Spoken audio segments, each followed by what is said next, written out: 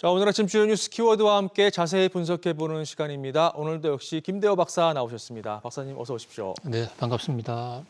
자, 첫 번째 키워드 확인하시죠. TSMC 대피령. 어제 대만에 규모 7.2의 강진이 발생하면서 피해가 지금 큰 상황입니다. 이 여파로 대만 TSMC 직원들이 대피하고 또 이 생산이 일시 멈추는 상황이 발생을 했는데요.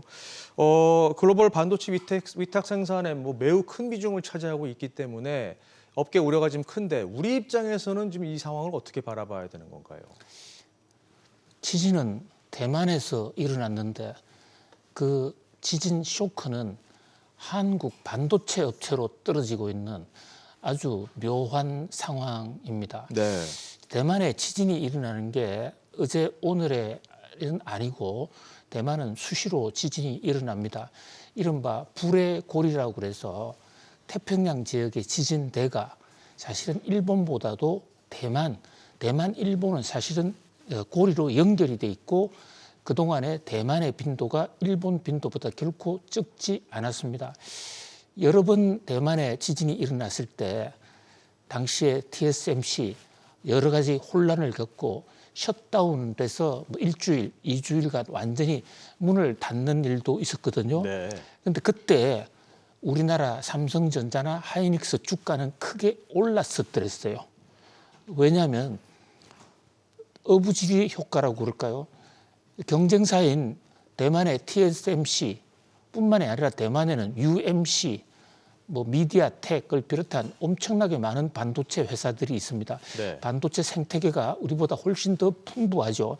이런 회사들이 대부분 한국과 경쟁을 하다 보니까 대만에 지진이 일어나서 업무 영업을 일정 기간 하지 못하면 한국 반도체에서는 최대의 호재다.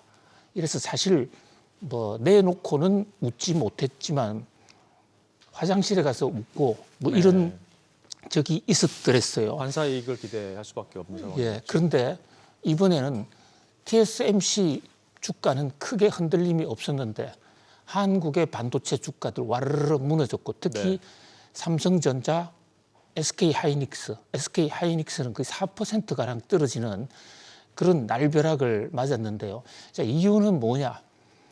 과거에 지진이 일어났을 때에 비해서 TSMC의 위상이 달라진 것입니다. 이제 TSMC와 한국과 또 이 삼성전자나 SK하이닉스는 경쟁자 관계에서 완전히 새로운 관계로 변했다. 이렇게 볼 수가 있습니다. 그러니까 TSMC가 생산을 못하면 거기서 생산하던 것을 한국서 대신 생산할 수 있는 상황이 아니라는 것이죠. 오히려 지금 우리나라는 인공지능, AI 열풍에 살짝 비껴가 있는데요. 그나마 우리나라 반도체 회사들이 AI 열풍에 매출이 좀 늘어나는 것은 TSMC의 덕분이라고 할 수가 있습니다. 엔비디아가 전량을 TSMC에 지금 생산을 의뢰하고 있고 TSMC에서 GPU를 생산할 때 그 보조 수단으로 우리나라 메모리를 좀 갖다 넣는데 그게 이제 흔히 우리가 고대역 메모리라고 하는 HBM입니다. 네. 그런데 지금 상황에서는 TSMC가 공장 가동을 못하게 되면 GPU를 생산을 제때 못하게 되고 그러면 덩달아서 우리나라 HBM도 매출이 급격히 줄어들 수 있다. 이런 우려. 그러니까 사실상 TSMC의 어떤 그 기생 생태계 좀 심하게 표현하면 TSMC의 하청사로 지금 전략하고 있다. 이런 관점에서 우리나라에서의 반도체 주가가 상당히 크게 떨어진 것으로 보이고요. 그만큼 우리가 메모리를 제외한 다른 부분에서 이 반도체 발전에 상당히 소외됐다. 그동안 굉장히 많은 시간을 좀 기술 혁신에 놓쳤다. 이렇게 볼 수가 있는 안타까운 대목입니다. 실제로 외국인 투자자들도 TSMC에서 지진 대피령이 터졌을 때 한국 반도체 주식을 매각하는 그런 패턴을 보이기도 했거든요. 물론 중장기적으로 가면 이 TSMC는 지정학적 위기, 중국과의 관계가 좀 안 좋아지거나 또는 정말로 이 지진이 계속해서 여진이 이어지거나 또 다른 지진이 왔을 때 반도체 공장이 과연 제대로 생존할 수 있을 것인가, 거기에 대한 고민, 거기에 대한 위기도 궁극적으로는 확산이 될 수가 있어요.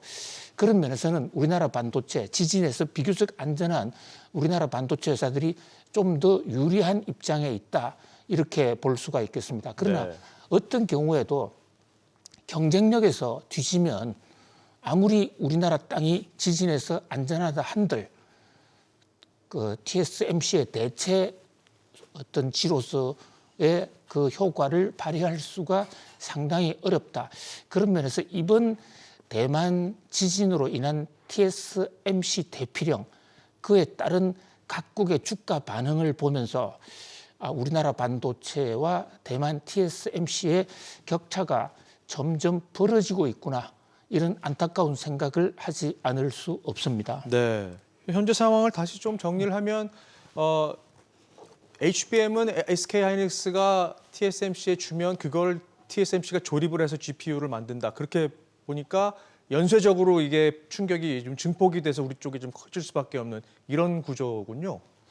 그렇습니다. 단기적으로 어저께 우리나라 반도체 회사들 주가가 떨어진 것은 HBM이 결국은 GPU의 부속품으로 그렇군요. 덩달아 들어가기 때문에 지진으로 GPU 생산이 악화되면 우리나라 반도체 회사도 어렵다, 이제 이런 측면이 하나 있고요. 또 네. 하나는 지금 또 많은 전자업체나 반도체 업체 중에서 상당 부분이 비단 GPU가 아니더라도 TSMC에 의존하는 게 많이 있습니다. 이를테면 자동차 반도체 같은 것은 네. 국내에서 만들지를 않아요.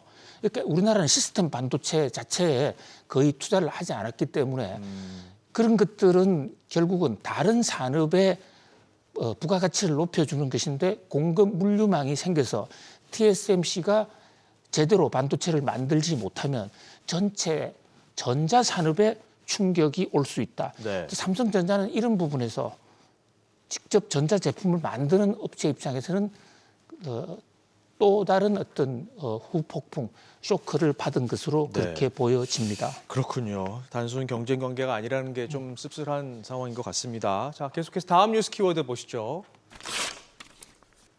인텔 쇼크. 미국의 인텔은 어제 새로 적용되는 회계 방식을 해서 매출, 그러니까 파운드리 부문의 매출을 처음으로 공개를 했는데요.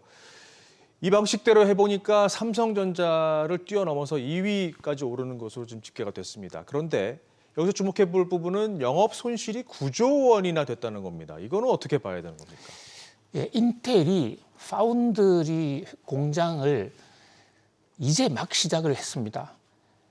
인텔은 그동안에 CPU, 그러니까 센트럴 프로세스 유니트라고 그러는 컴퓨터의 두뇌 부분에 상당히 역점을 두어 온 상태인데, 네. 최근 들어서 시스템 반도체가 중요성을 더하면서 파운드리 부분을 시작을 했거든요. 그런데 아직 회사가 제대로 본격적으로 생산도 안 되는데 인텔이 파운드리 부분의 업적을 발표를 했습니다. 여기는 뭐 상당한 나름대로의 어떤 노림수, 어떤 여러 가지 전략이 있는 것으로 보여집니다. 왜냐하면 지금 인텔 실적이 별로 좋지 않아요. 반도체 본고장이긴 한데 TSMC에 밀려서 뭐 거의 수지가 상당히 악화되어 있는 상태거든요. 네. 그런데 최근에 파운드리 공장을 새로 출범했단 말입니다. 그러다 보니까 이제 정기 실적 발표할 때 이 파운드리 때문에 엄청나게 전체 경제가 안 좋은 것처럼, 전체 실적이 안 좋은 것처럼 이렇게 그동안에 정권사 애널리스트들이 뉴욕 증시에서 걱정을 많이 해왔습니다. 그러니까 이 부분을 먼저 발표해서 매를 먼저 맞자. 그러니까 파운드리는 사실 이제 막 출발한 건데 적자가 날 수밖에 없는 것이다. 네. 그러나 그 시장 점유율 면에서는 삼성전자를 이미 따라잡았다. 이렇게 또 발표를 했습니다. 이 얘기는 무슨 얘기냐면 파운드리, 그러니까 위탁을 받아 생산하는 부분, 공장을 최근에 분사를 했거든요. 예, 완전히 분사를 해서 이제 새로 출발을 하는데 인텔 내부의 물량, 인텔이라는 회사가 주문하는, 그러니까 CPU를 만들 때도 CPU를 본인이 직접 만드는 게 아니라 그것을 설계해서 파운드리에 맡기는데 네. 그 맡기는 부분은 분사한 공장이니까 파운드리 입장에서는 수주 물량이 되는 것입니다. 그러네요. 그렇게 따져보면 삼성전자보다 훨씬 우리는 이미 앞질렀다. 그래서 바뀐 회계 기준을 자랑도 할 겸 아, 그러면서 파운드리 부분이 당분간은 굉장히 어려울 것입니다. 현재 인텔의 실적으로 보면 2027년까지는 여기서 적자가 난다. 그러나 2027년부터는 완전히 인텔의 새로운 캐시카우가 될 것이다. 뭐 그런 전략에서 지금 정기 실적 발표 기간도 아님에도 불구하고 파운드리의 실적을 일부러 발표를 했거든요. 네. 근데 이제 뉴욕 증시에서는 생각보다도 파운드리 기대를 많이 했는데 아직은 아니구나. 그래서 주가가 굉장히 많이 떨어졌습니다. 8% 이상 떨어졌죠. 네. 근데 이것은 인텔의 의도한 전략, 손실 덜어내기 전략으로 보여집니다. 아무튼 이 인텔이 파운드리를 본격적으로 치고 나오고 있다. 이 대목은 지금 삼성전자의 가장 아픈 대목이 바로 파운드리 부분에서 TSMC를 따라잡아야 되는데 네. 지금 인텔이 적어도 회계 기준상으로는 이미 삼성을 따라잡았다고 선언하고 나섰단 말이죠. 그렇죠. 인텔은 이제 구체적인 목표로서는 2027년에는 완전히 삼성전자를 제친다 이러는데 그야말로 지금 갈 길이 바쁜데 TSMC 따라잡기도 바쁜데 인텔이 경쟁이 목에 지금 쳐 들어오는 이런 형국이다 이래 볼 수 있습니다. 그렇군요. 삼성전자 고민이 좀 깊겠습니다. 자, 계속해서 다음 뉴스 키워드 보시죠. 파월 후퇴, 제롬 파월 연준 의장이 인플레이션 둔화세를 확인하려면 시간이 더 필요하다. 그래서 금리 인하 시점은 지금 현재로서는 불확실하다.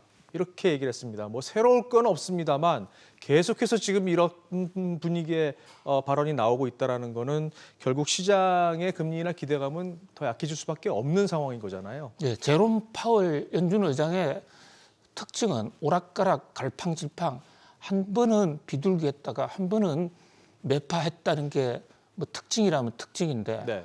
이번에는 연이어서 계속 매파 발언을 내고 있거든요. 네. 그것이 뭐 중요한 특징이라고 저는 보여져요. 그만큼 제롬 파월 연준 의장 입장에서는 사태가 심각하다. 무슨 얘기냐면요. 지금 금리 인하할 것처럼 얘기해놨는데 물가가 생각보다 안 잡히고 있는 겁니다. 네. 또 밤사이에 ADP 고용 지수 나왔는데 고용이 더 확대됐어요. 네. 이런 상황에서는 지금 금리 인하하기가 상당히 어렵거든요. 그러니까 연이어서 매파 발언을 내면서 시장에 시그널을 주는 것이죠. 너무 들뜨지 마라. 왜냐하면 지금 5월 달에도 금리 인하하지 않고 6월 달에도 금리 인하하지 않는다면 시장에서 실망이 클 것으로 보여지거든요. 지금 제롬 파월 연준 의장의 가장 큰 고민은 제롬 파월은 지금 레리 서머스 전 재무장관 얘기대로 상당히 정치적인 인물이고 네. 또 바이든 대통령의 대선에 자신을 뽑아준 바이든 대통령을 위해서 대선 전에 금리 인하를 하려고 지금 작심하고 있는 듯이 보여요. 네. 그것이 레리 서머스 재무장관의 지적입니다. 그런데 제일 큰 고민은 만약에 6월 달에 금리 인하를 했는데 물가가 더 올라서 7월이나 9월 달에 금리 인상하는 상황으로 몰려가면 그렇게 되면 금리 인하하지 않은 것보다도 더 못하거든요. 그렇죠. 역효과가 나겠죠. 예, 그런 면에서 지금 시간을 조율하고 있다. 그래서 본인 마음에는 여전히 6월 달 금리 인하 쪽을 보고 있을 겁니다. 그러나 역풍이 일어날 수도 있으니까 경우에 따라서는 9월 달로 후퇴할 수도 있다. 뭐 이런 얘기를 지금 시장에 메시지를 주고 있다. 이래 볼 수 있겠습니다. 네. 자, 다음 뉴스 키워드 확인하시죠. 트럼프 저주. 도널드 트럼프 전 대통령이 11월 대선에 당선이 되면 임기 첫날 바로 전기차 보조금을 폐기하겠다고 밝혔습니다. 그러면서 중국에는 또 관세 폭탄을 예고를 했는데요. 이렇게 되면 이제 시장에 큰 혼돈이 올 수밖에 없는데 이게 지지율 추이를 보면 현실화될 가능성이 좀 높아 보입니다. 예, 지금 전기차, 배터리 뭐 이런 부분에 대한 보조금 이것은 우리나라 배터리나 자동차 업계에도 이해관계가 직접적으로 연결된 것인데요. 트럼프 대통령이 미시간, 디트로이트 여기 자동차의 본고장입니다. 여기를 찾아서 임기 첫날 보조금 전면 철폐하겠다고 아주 공식 언급을 했습니다. 네. 전기차 보조금은 IRA 법에 의해서 명시된 입법 사항입니다. 네. 우리나라 같으면 이게 대통령 취임 첫날 안 돼요. 법을 바꿔야 되거든요. 그렇죠. 그런데 미국의 연방법은 대통령에게 힘을 실어줘서 대통령이 본인이 이른바 행정명령이라는 것으로 기존에 있는 법을 무력화시킬 수 있습니다. 네. 사인만 하면 그거로 발효가 되는 겁니다. 다만 국회가 그것을 법을 지키고 싶으면 과반수 이상으로서 행정명령을 무효화시키는 또 다른 법안을 만들어내야 돼요. 어쨌든 트럼프 대통령 취임 첫날 전기차 배터리 보조금 싸그리 없애버리겠다. 아주 충격적인 발언을 했습니다. 지금 대선이 얼마 안 남은 상태에서의 발언이기 때문에 만약에 당선된다면 전기차 배터리에 상당한 어떤 변화가 일 것으로 보이는데요. 네. 자, 지금 CG에 미국 대선에 7개 경합주 지지율이 나오고 있습니다. 미국 대선은 주가 50개 주지만 나머지 주는 별로 선거에 당락에 영향을 안 줘요. 이미 네. 트럼프냐 바이든으로 확정이 돼 있단 말입니다. 네. 경합주가 문제인데 저 경합주 7개 중에서요. 제일 밑에 위스콘신 하나를 빼고는 전부 다 지금 트럼프가 다시 다 앞섰습니다. 아, 그러네요. 오늘 선거한다면 트럼프 당선은 100%라고 그런 어떤 진단까지도 할 수 있는데요. 네. 자, 트럼프 전기차 배터리뿐만 아니라 트럼프가 몰고 올 폭풍, 특히 경제 정책의 대변화 여기에 대해서도 우리가 플랜 B 또는 플랜 C를 갖고 준비해야 될 그런 시점이 점점 다가옵니다. 네, 지켜보시죠. 자, 오늘 마지막 뉴스 키워드 확인하겠습니다. 테무 공습, 중국 온라인 쇼핑 플랫폼이죠. 테무가 알리익스프레스에 이어서 국내 법인을 설립을 했습니다. 한국 법인을 설립을 했는데 본격적으로 국내 시장에 발을 들이미는 양상인데요. 일각에서는 알리보다 테무가 더 무섭다는 얘기가 나옵니다. 이렇게 되면 이제 국내 토종 쇼핑 업체들에게는 좀 상당한 위기감으로 작용할 수 있겠습니다. 네, 가뜩이나 한국의 지금 이커머스 시장 알리 선풍이 무서운데요. 지금 앵커님 잘 지적해 주신 대로 테무는 알리보다 훨씬 더 무섭습니다. 실제로요. 네, 왜 그런가요? 자, 지금 중국에서 알리가 먼저 시작을 했습니다. 시장을 평정하고 있는데 테무가 후발주자로 나서서 알리를 치고 1등으로 올라선 회사입니다. 그만큼 경쟁력이 큰 회사고요. 이 테무란 말 자체가 팀 업, 프라이스 다운의 약자인데요. 고객을 여러 개로 묶어가지고 가격을 아주 파격적으로 내리는 가격 브레이크의 1등 주자예요. 미국에서도 지금 아마존을 위협하고 있거든요. 특히 테무의 가장 특징은 거기에 오픈 마켓에 들어와 있는 업체들에게 수수료를 단 한 푼도 받지 않습니다. 아, 그렇군요. 별도의 광고 전략으로 돈을 받는 회사인데요. 알리는 지금 수수료를 6월 달까지만 면제하겠다고 그러고 있는 데 반해서 테무는 영원히 받지 않겠다라는 회사란 말이죠. 그러면서 테무의 공습은 알리보다 훨씬 더 무서울 것으로 보여지는데요. 네. 자, 우리 지금 이 카머스 시장, 이 자칫 유통업계를 중국에 완전히 다 뺏기게 되면 제조업의 기반이 흔들릴 수도 있거든요. 그런 면에서 우리나라의 이 카머스 여기에 대한 좀 제재, 규제 또 좀 풀고 또 업체들도 좀 심기일전해서 스스로 경쟁력을 높이는 일대 전환이 있어야 할 것으로 보여집니다. 네, 대책이 시급한 상황인 것 같습니다. 자, 지금까지 오늘 주요 뉴스 키워드와 함께 알아봤는데요. 다시 한번 보실까요? TSMC 대피령, 인텔 쇼크, 파월 후퇴, 트럼프 저주, 그리고 테무 공습까지 짚어봤습니다. 박사님 오늘도 도움 말씀 고맙습니다. 잘 들었습니다. 고맙습니다.